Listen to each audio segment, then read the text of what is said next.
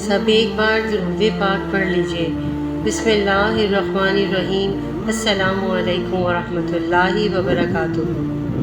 آج کا واقعہ ایک بہت ہی خوبصورت واقعہ ہے۔ نبی علیہ الصلوۃ والسلام عید کے دن گھر سے مسجد کی طرف تشریف لا رہے تھے کہ راستے میں آپ صلی اللہ علیہ وسلم کو کچھ بچوں کو کھیلتے دیکھا۔ انہوں نے اچھے کپڑے پہنے ہوئے تھے۔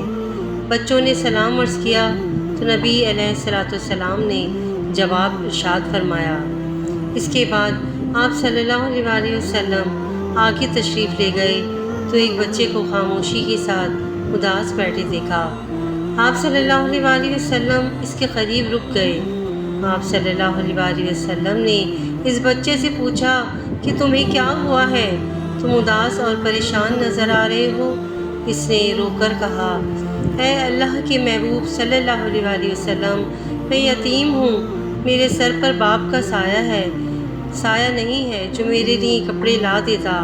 میری امی مجھے نہلا کر کپڑے پہنا دیتی، اس لیے میں یہاں اداس بیٹھا ہوں۔ نبی علیہ الصلوۃ والسلام نے اسے فرمایا کہ تم میرے ساتھ آؤ۔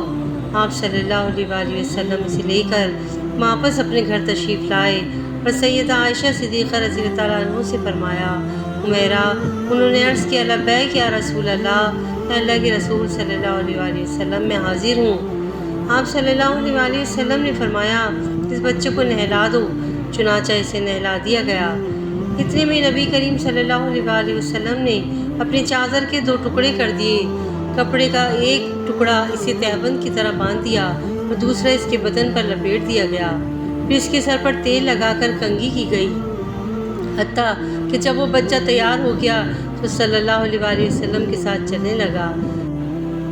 تو نبی علیہ الصلوۃ والسلام نیچے بیٹھ گئے اور اس بچے کو فرمایا کہ آج تو پیدل چل کر مسجد میں نہیں جائے گا، بلکہ میرے نبوت والے کندھوں پر سوار ہو کر جائے گا۔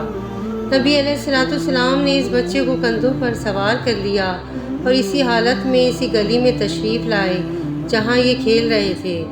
جب دوسرے بچوں نے یہ معاملہ دیکھا تو وہ رو رو کر کہنے لگے، کاش ہم بھی یتیم ہوتے اور آج ہمیں بھی نبی کریم علیہ الصلوۃ والسلام کے نبوت والے کندھوں پر سوار ہونے کا شرف حاصل ہوتا۔ نبی علیہ الصلوۃ والسلام جب مسجد میں تشریف لائے تو آپ صلی اللہ علیہ وسلم ممبر پر بیٹھ گئے تو بچہ نیچے بیٹھنے لگا تو آپ علیہ الصلوۃ والسلام نے اسے اشارہ کر کے فرمایا، کریم، آج تم زمین پر نہیں بیٹھو گے۔ چنانچہ آپ صلی اللہ علیہ وسلم نے اس بچے کو اپنے ساتھ ممبر پر بٹھایا اور بھی اس کے سر پر ہاتھ رکھ کر ارشاد فرمایا کہ جو یتیم کی کفالت کرے گا اور محبت و شفقت کی وجہ سے اس کے سر پر ہاتھ پھیرے گا، اس کے ہاتھ کے نیچے جتنے بال آئیں گے اللہ تعالیٰ اس کے نامہ اعمال میں اتنی نیکیاں لکھ دے گا۔